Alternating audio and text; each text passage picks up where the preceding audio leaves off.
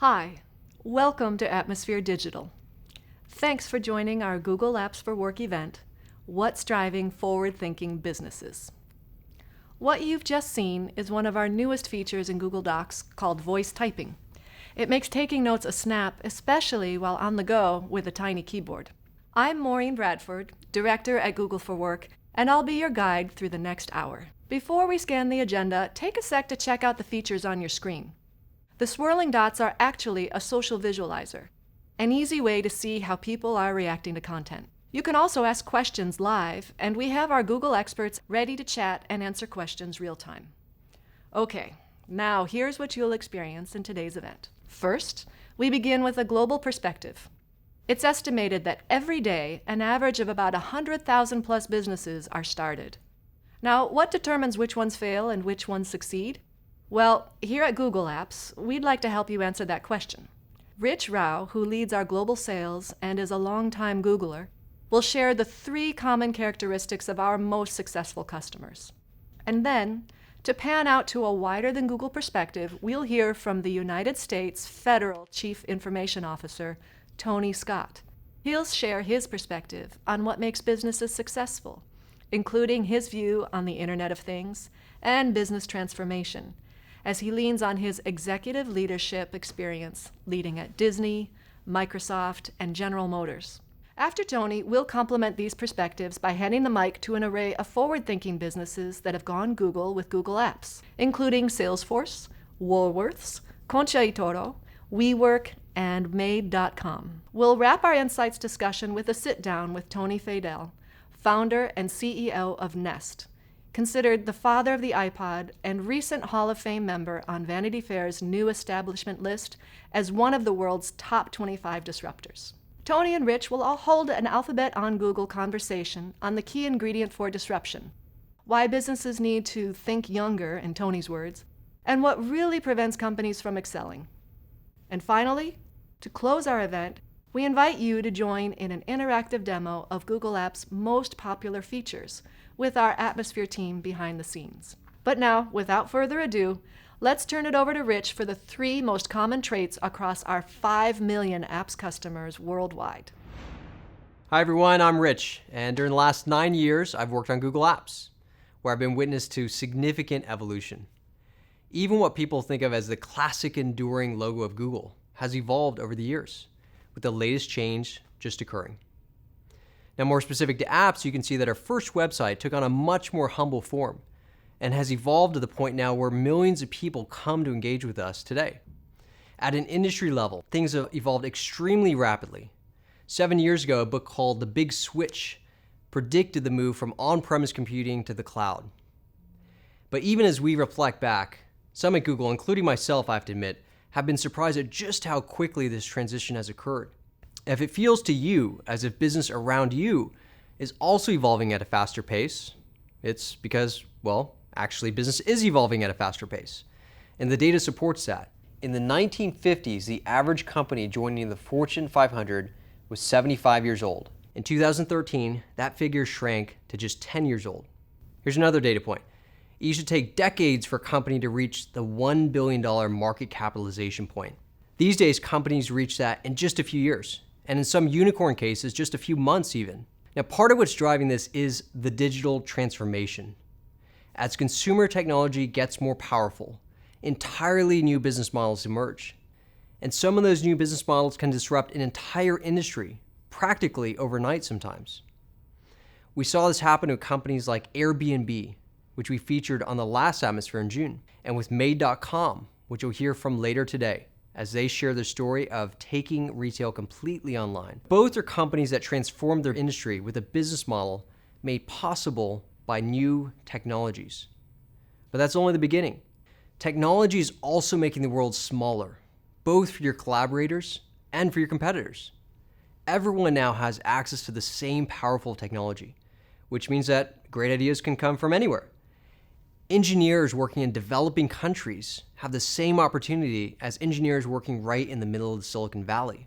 And what we're finding is that the companies that are most successful today are the companies that collaborate across teams and even continents to facilitate the creation and the exchange of powerful ideas. Now, over the next 50 minutes, we're going to examine how 5 different companies have succeeded. For example, we'll show you how Salesforce was able to win over customers with a new approach to driving customer loyalty. Second, we'll hear how Concho y Toro removed international bottlenecks and remained the #1 producer of wine in South America by using technology to drive leaner operations. And a third example is WeWork, and that's a company that is reinventing the traditional office and disrupting an industry doing so. Towards the end of the event, I'll personally sit down with the CEO of Nest, Tony Fadell, for a one-on-one to dive further into disruption and to get his take on what's next for tech and business. However, for all of this, we want to share more about the current and future business landscape. But not from us. I'm honored to introduce our next speaker, Tony Scott, the federal CIO of the United States government. He will share his technology and his business leadership advice for many years as a CIO, serving with the likes of companies like Disney, Microsoft, and VMware, before taking his role with the current U.S. administration. Thank you all for listening, and I hope you enjoy the rest of the event. Well, it's great to talk to this fantastic audience and welcome.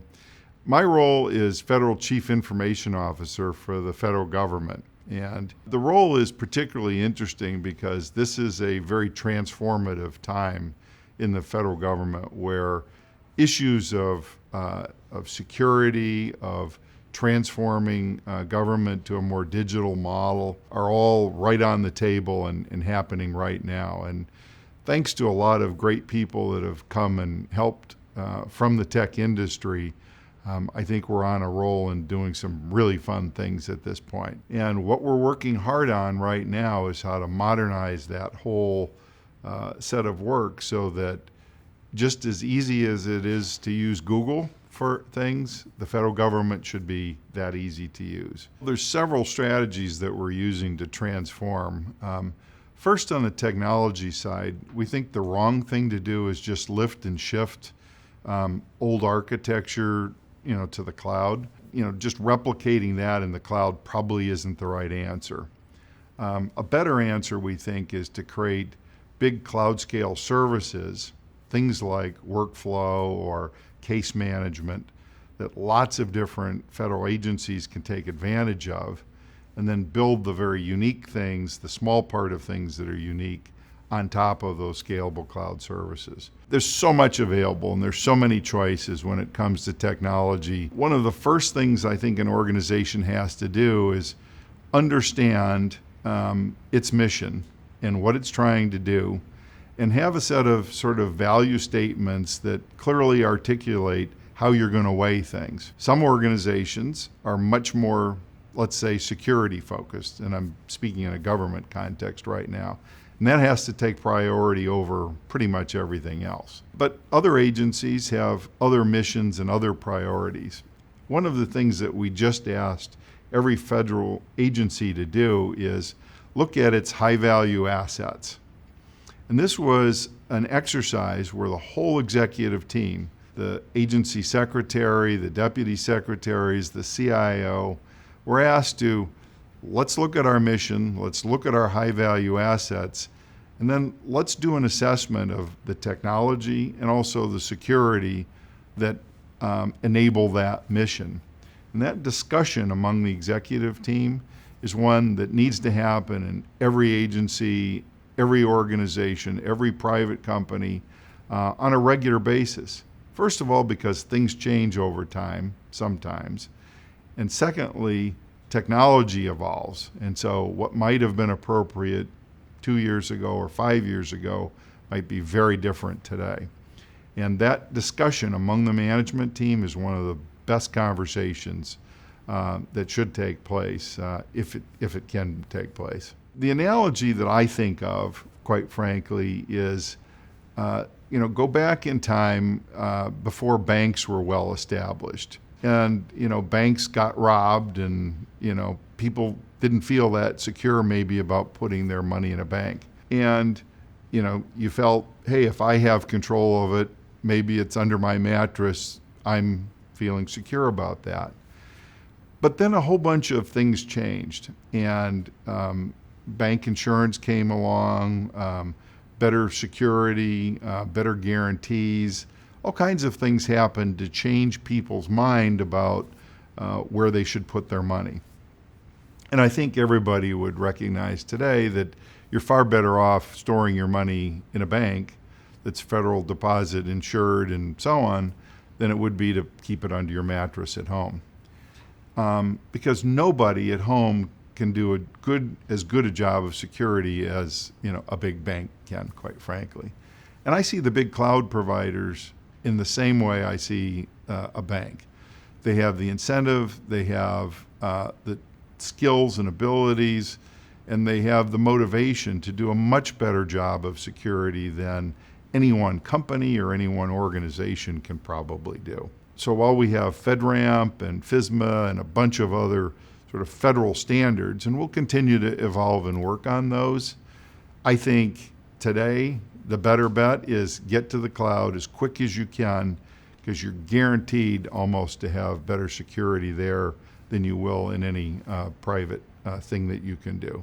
And that's not to criticize private efforts, but it's just a matter of scale, motivation, and risk that I think is tipping pretty quickly in favor of cloud providers. The role today, I think, is one of you have to be a part of the management team and be a contributor on a number of different fronts. It's not good enough just to be somebody who's smart about how to develop, install systems or manage applications. The reality is technology is so deeply embedded in every business venture today. It doesn't matter what it is.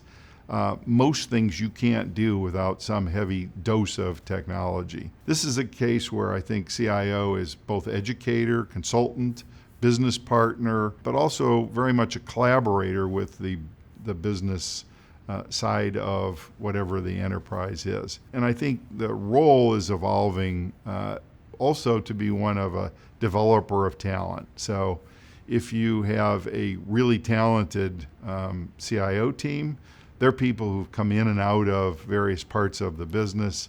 They understand what it's like to sit in the chair and make the kinds of decisions that are important to be made. And I think that's one of the sort of really big changes that's going on in the CIO seats these days. Probably the biggest top of mind technologies for me right now and things I'm most excited about are, first of all, just the Internet of Things, the ability to instrument and to have data coming from all kinds of different places, I think is probably the biggest single thing that's going to impact our lives in the next 10 or 15 years. So I love that I can control my thermostat and a whole bunch of other things without having to physically be there, but also get information from a whole wide variety of sources that just weren't available before. And I think this is going to create huge gains in our economy, but also in our ability to have much better quality of life across the board. Let me say, as I wrap this up today, a couple of big thank yous. First of all, I want to say thanks to all the support I've felt from the tech community here in Silicon Valley in particular, but really across the nation. I think everyone realizes that this is a transformative time for our federal government, and I've never felt such a strong outpouring of support and help from across the tech sector, and I really appreciate it. And Google has been one of the great contributors to that. And secondly, I really look forward to the innovation that companies like Google will continue to create and help as we go on this very exciting journey. So keep up the great work, keep up the innovation, and keep up your offers of assistance. It means a lot to me, and it means a lot to our nation as we go forward in what is a very challenging time right now. So thanks so much. Let's double-click on what makes businesses succeed by looking at Rich's 3 attributes: strong customer trust, smart spending, and an anticipation mindset. First, let's begin with how to gain customer trust and loyalty. Market research shows that it's 5 times more costly to acquire new customers than to keep existing customers. So focusing on retention is a no-brainer. But what are some new ideas on how to best do this? Two business leaders who have adopted Google Apps and are standouts in the area of customer focus will share their tips. First, you'll hear from the VP of Marketing of Salesforce, the leader in customer relationship management software. And then, learn community building lessons from the Chief Technology Officer of Woolworths, Australia's largest employer and retailer at nearly 200,000 employees across 1,000 stores, where customer service is paramount. We like to do things different and always experiment with, the latest and greatest and the cutting edge. And Lauren does a ton of work with our community on using Google Hangouts for our webinars. We use Chromebox just for our internal meetings. And it was so easy to just start up a Hangout and see somebody on the other end, no matter where they were. We thought, hey, why not use this for our launch? We have hundreds of user groups worldwide, in Japan, in France, in Brazil, you name it, there's user groups there. How can we connect everybody? We want to do something new and innovative, and that's when we thought of Google. So when we launched Salesforce Lightning, what we wanted to do was take all of the great ideas and feedback that our customers have been giving us, and we wanted to launch the next wave of Salesforce, which is Lightning. And because our customers are the ones that helped us develop this product and what it needed to be, it was important that we put them at the center of this launch. How many people are in our developer community? 2.3 million. Yeah, so we've got 2.3 million developers, thousands of partners, all of these people who have helped us influence our roadmap. And so what we wanted to do was launch Lightning in a very special way that brought them and put them at the center. It's not just about bringing the community together to participate in the event, but the fun thing that Hangout brings to the experience is that they can connect with each other. It makes the experience much more informal, much more personal, and that's really what we were looking for here. Those are fun things you did with the Google Hangouts? Yeah, they were having fun with all the different effects that you can do, being able to put on silly hats or silly glasses or mustaches. It definitely adds some levity to the event and allows them to play with each other, which is really fun to see. We actually sent webcams and speakers and microphones out, even tripods out to all of these different viewing parties, so they're all really well equipped. And we prepared instructions actually using Google Docs that we send out to everyone. We're looking at the technology we can use to create a very connected experience with our customers and help them understand what we're about. Google Hangouts is a very innovative technology that allows us to do that. It's a very exciting time to be a marketer with these technologies because it used to be you were limited to billboards and you could only create one message that you had to spew out to a whole mass of people, and you had to hope that a few of them fit the demographic that you were trying to reach. In this new world, you can have these face-to-face engagements with Google Hangouts, so you can really feel like you're talking to them on the other end of the line. We at Woolworths, we're actually a reasonably complex business. We've been in business for about 100 years. We've got over 200,000 employees. We are Australia's largest retailer, and we sell everything, whether it be food, petrol, or Lego games. For retailers, it's really about the customer experience. We want our customers, when they come into our store, to have a really good selection, have trust in us that they're going to get value in what they buy. But we'd also like to make it an enjoyable experience for them. Getting our staff engaged is incredibly important to us. We are actually trying to change the culture. It has traditionally been a bit more of a structured, hierarchical organization, but the use of Google for Work and Google Plus has really created an environment and foundation upon which we can do a lot more crowdsourcing. And I was actually just looking at some of our communities on Google Plus, and just to see all these postings real time of what was actually happening in the stores was pretty amazing. For us in retailing, it's a relatively low margin business. There's a lot of turbulent times. We've got lots of new market entrants, and we're trying to figure out new ways of how we can actually do things. And we literally opened up Google Docs, and as a leadership team, we actually started collaborating in one document in terms of building it out. As where in a previous world, someone would have taken notes, create the PowerPoint presentation. This is actually senior people doing this in real time. With Google Apps, the ability to distribute information in a free and sort of market-driven way to all people that are actually interested in consuming that information is absolutely immense. And then for us, hooking up our meeting rooms, Google Calendar, and then the Hangout, The flexibility that provides and the ease with which we can connect people in different locations is absolutely phenomenal. Budgets, forecasting, planned spend versus actual spend, P&L statements. Need I go on? Some of you may be cringing, others may be feeling confident, and a few may decide you need that second coffee. This next segment is all about how to spend smart and spend efficiently. We'll hear how our customers have gained over 300% return on investment when switching to Google Apps. Leading Forrester analysts will share these findings and a link to the Total Economic Impact report that we commissioned about this cost-saving topic. And we'll hear from a 130-year-old company on how to stay fresh, nimble, and number one in a competitive market. This is from Concha y Toro, Latin America's #1 producer of wine. But before we hear from our efficiency experts, I want to remind you that we have Tony Fidel with us later. Not only has he authored more than 300 patents, but he's now leading breakthrough ideas as CEO of Nest Labs, part of Google's parent company, Alphabet. You'll learn his inventive and visionary approach in a bit. But for now, here's Forrester to talk numbers. Welcome to Forrester. Today you will learn about the cloud collaboration tools market and the value that Google Apps for Work customers are achieving. Ted Shadler, Vice President and Principal Analyst at Forrester Research, will give you a brief overview of the current market and trends. Then I, Sean McCormick, Senior Consultant and co-author of the Total Economic Impact Study on Google Apps for Work, will give an overview and speak to the financial benefits. So get ready for some numbers and calculations. We might geek out a bit, but first let me hand it over to Ted to talk trends. Hi everyone. The collaboration market has been amazingly in flux over the last 10 years. Just a tremendous expansion of the importance of collaboration, the value of collaboration to the business. Two main drivers of change though. And the first one I think we've all experienced is mobility.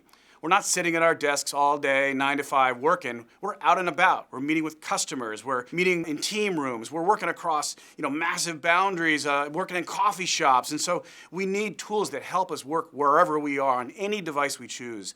The second big change is collaboration is business. Business doesn't get done without teams coming together to get things done. And not just email, but working on documents and video communications and able to stay connected and participative all the time. So when you've got teams that are distributed across the world, you need new infrastructure, new capability. And these cloud collaboration platforms provide this capability. They make it possible for employees to work effectively, collaboratively, wherever they are today. Total Economic Impact is Forrester's methodology to quantify and articulate the value of technology. For this TEI case study, Google commissioned Forrester to examine the value that Google customers achieve by implementing Google Apps for Work. We interviewed 6 global Google Apps for Work customers, asking each about the benefits, costs, risks, and flexibility of implementing Google Apps for Work. After completing the 6 interviews, we aggregated each piece of customer feedback to create a representative composite organization on which to base the development of our Total Economic Impact model. The composite organization we created represented a B2B multinational services company with $4 billion in annual revenues and 10,000 Google Apps for Work users. Based on this aggregated data, 3 main categories of benefits were quantified. The first being collaboration. To quantify this benefit, we utilized 2 segments of employees: those who were more collaborative, like project managers, and those who were less collaborative, like operations managers. The highly collaborative employees saw an average of 1 to 2 hours per week in time savings, while the less collaborative employees realized 15 to 30 minutes of time savings per week. For our composite organization, this meant $8 million of savings over 3 years. The second benefit identified was improved mobility, or the ability for employees to work from anywhere on any device, whether that be Android, tablet, iPhone, iPad, or their personal computer. For the composite organization, there were 400 managers traveling to teams in the field. We saw an average reduction of 12 trips per manager, equating to a savings of $6,000 per manager, or $5.4 million over 3 years. Third was the reduction of legacy technology, specifically being able to remove on-premise servers from operations and reduce conferencing and telephone services across the organization. In total, these reductions led to $3.7 million in savings over the 3-year period. Ted, do you have any ideas how organizations can do better at controlling change management costs? So Sean, change management is one of these things that can really disrupt the success of a project. When you're thinking about asking people to change the way they work, use new tools, work differently than they were before, it can be hard for people. Some people jump on board, other people are more reluctant.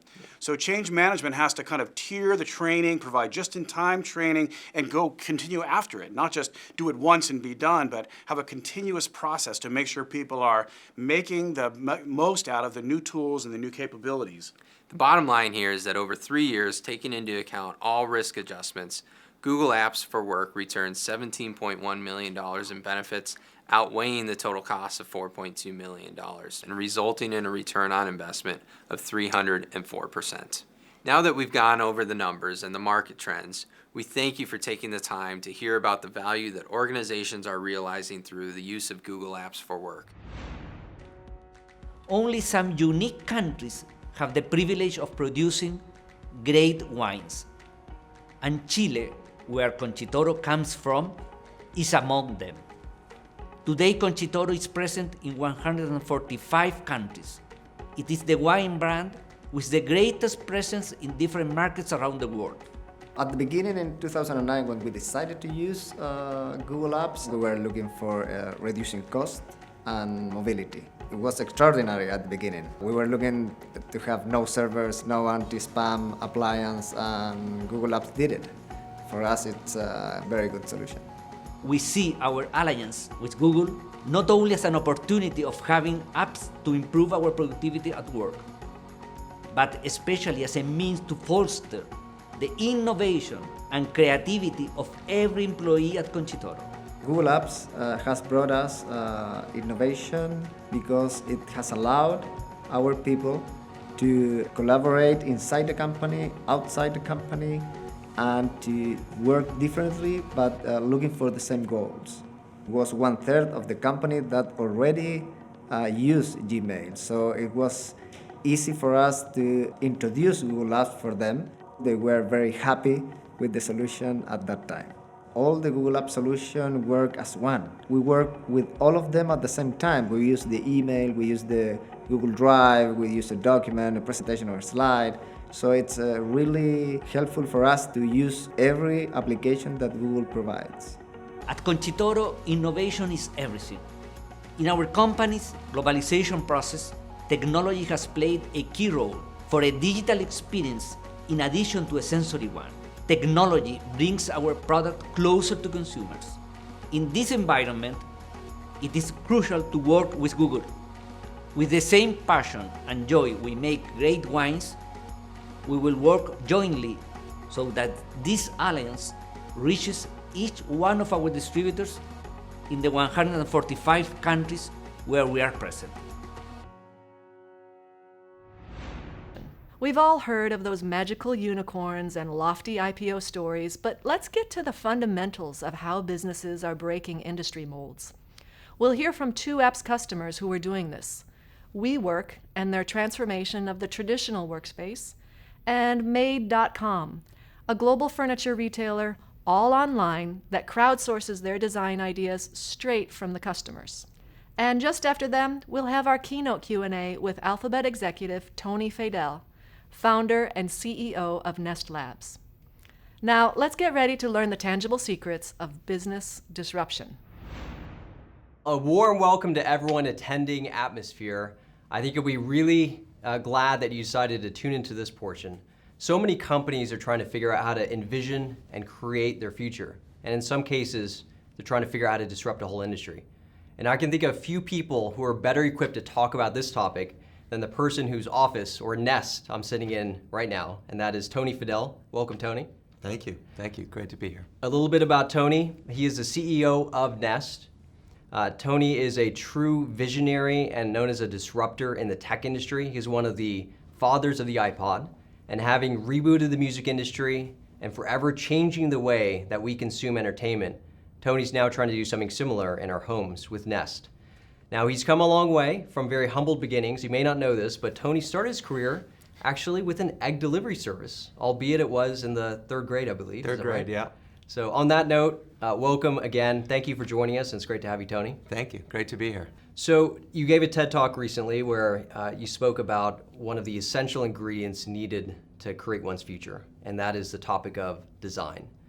So you mentioned in that talk that the first secret of design is noticing. So can you tell us a little bit more about what that means? Well, noticing is really about noticing problems, for me at least. What normally happens from birth, you actually are tuned to look at every single little detail and learn because you're learning about the world. I watched my baby growing up, and she would look at every single little thing on the floor, little pieces of dust, noticing every little detail.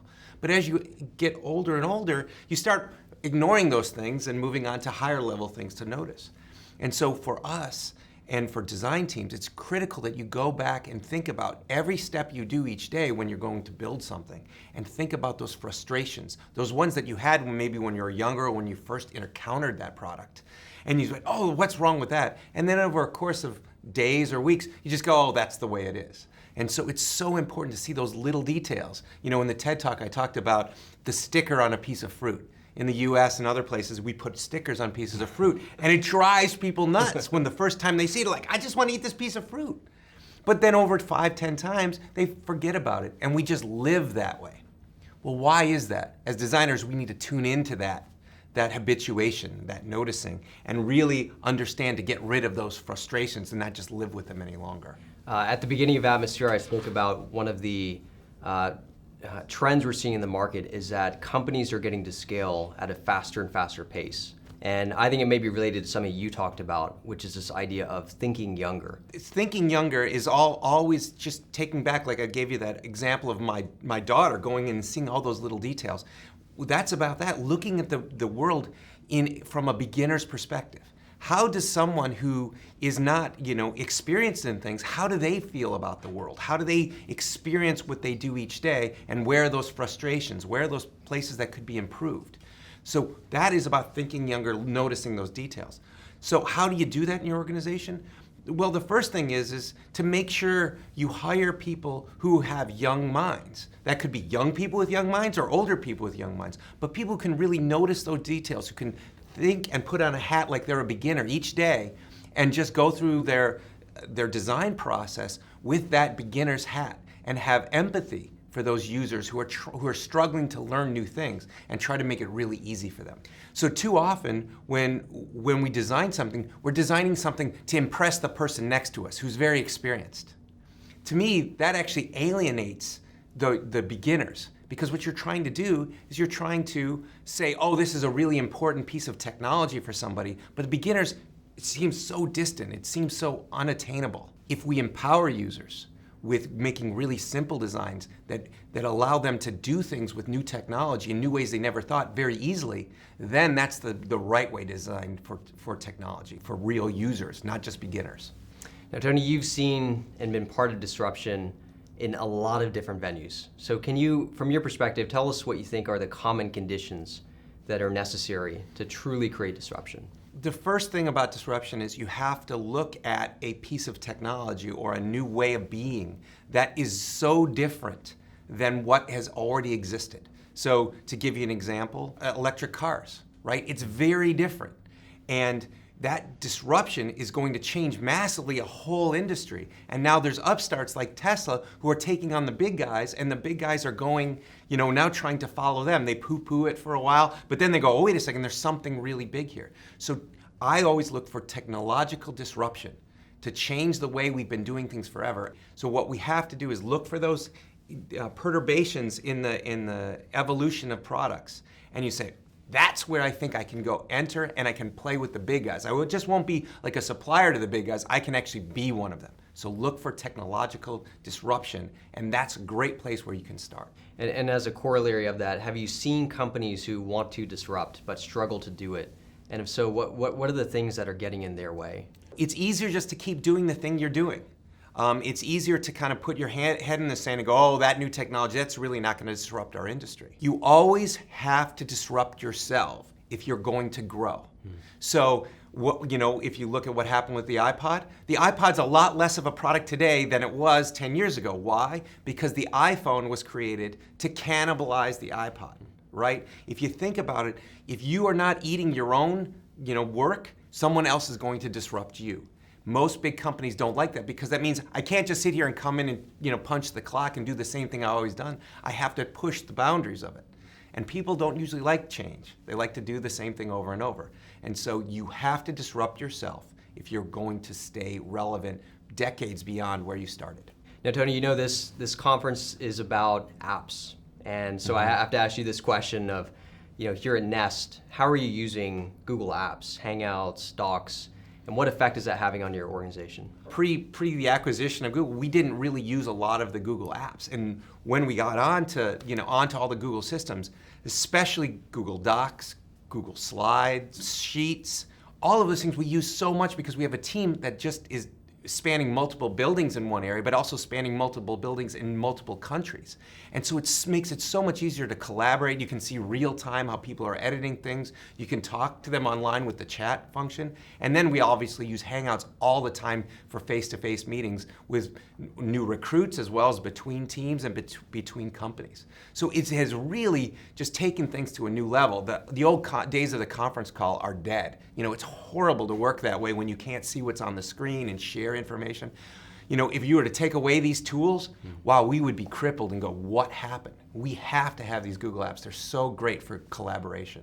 Now, Tony, you had a post recently in the Wall Street Journal, I believe, and you talked about sort of the future of the internet. So can you give us a summary as to where's the internet going? Well, I don't have anywhere near a crystal ball to understand the internet and where it's going. I can tell you some of the things that are affecting our world, which is connectivity everywhere. We have been putting Wi-Fi now into homes and around communities and everything for over a decade. That's huge. So we have cell phone networks that's permeating the world, but then also Wi-Fi and base stations throughout all of these areas. And it's been so great because now you can take that technology that you can believe that's in those homes and you can attach different things to the network. So anything that is got a electrical plug or a battery in it today is most likely going to be connected with not just power but with data to the overall network around the world. And so that allows you to revolutionize, as we talked about, disruptive technology. This is a disruptive technology that almost anything that is connected will be changing dramatically when data gets flowing to it. So for us, ubiquitous connectivity, ubiquitous computing, because you're going to be able to have really cheap parts that come from cell phones, combined with really great interfaces, whether that's on your phone talking to it or on the device itself. That's the future of the internet now. It's not going to just be in your pocket or on your desktop or in your briefcase. It is going to be in every single thing that is connected today, which is really exciting. Tony, always a pleasure. Thank you so much for joining us. And ladies and gentlemen, Tony Fidel, thank you very much.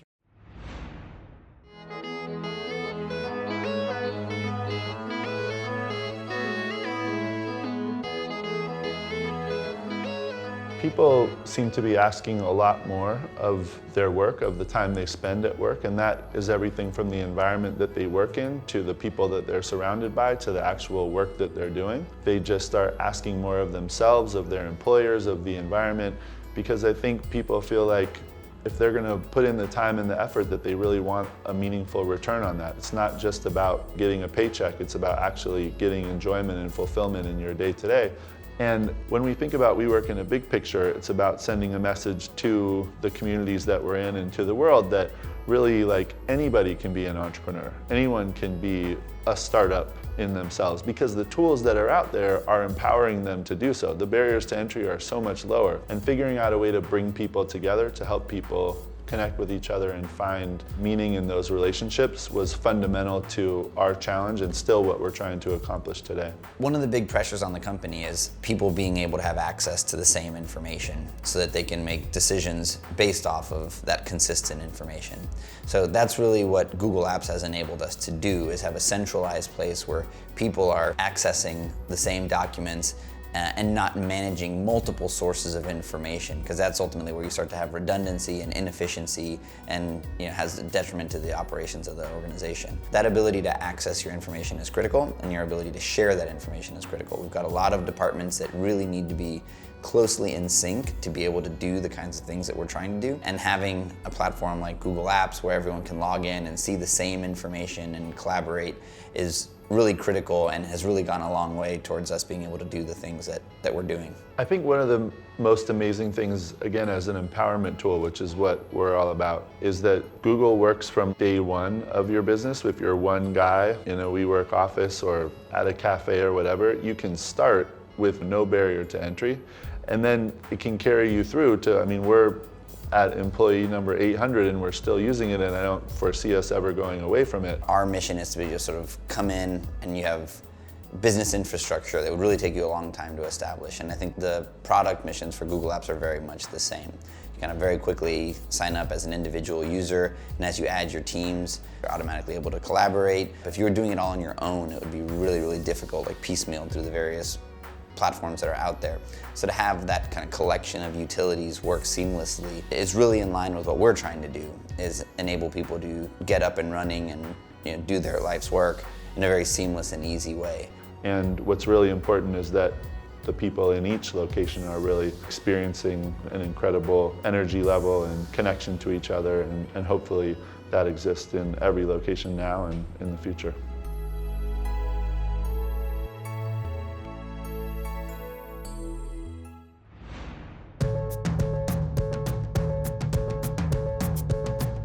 I didn't choose furniture.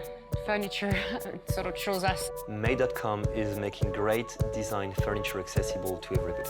It's a very interesting dynamic between the three of us. We work very, very close together. We all had the same belief that the furniture industry had to be disrupted. We started, we were 3 people, small 4 square meter room. We were now a team of 150 in 4 countries. We're using Google Apps on a day-to-day basis. They make everything quick, efficient, and very simple. From a company that's set up entirely online, it is in our culture to do things fast. We launch 2 new collections a week. If you don't like it, we take it out, and that's how we grow, just sitting purely on the market demand.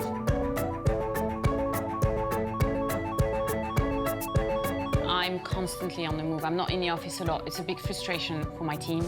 So we started to use Google Apps, being able to check stuff on my phone anytime, signing off images on Google Slides, or just going through documents is a massive help. It's pretty easy to remember the first item that we sold because we had only 2 products on the website. We waited, no one bought, 1 hour, 2 hours, and transaction, yes. Big part of our ambition is to keep that culture of moving fast and keep innovating every day. Our customers have talked about Google Apps, and Tony Fidel even said it changed the way Nest Labs worked. But enough about others. We'd like you to see for yourself. Our Google product experts would like you to join them as they dream up the post-event survey using Google Hangouts, Docs, and Forms. And then they'd like you to fill it out so we can make our next event even better. We know you're busy, so thanks for giving us your time today. We hope you enjoyed the content, and we look forward to seeing you at our next Atmosphere event. Best of luck moving your business forward.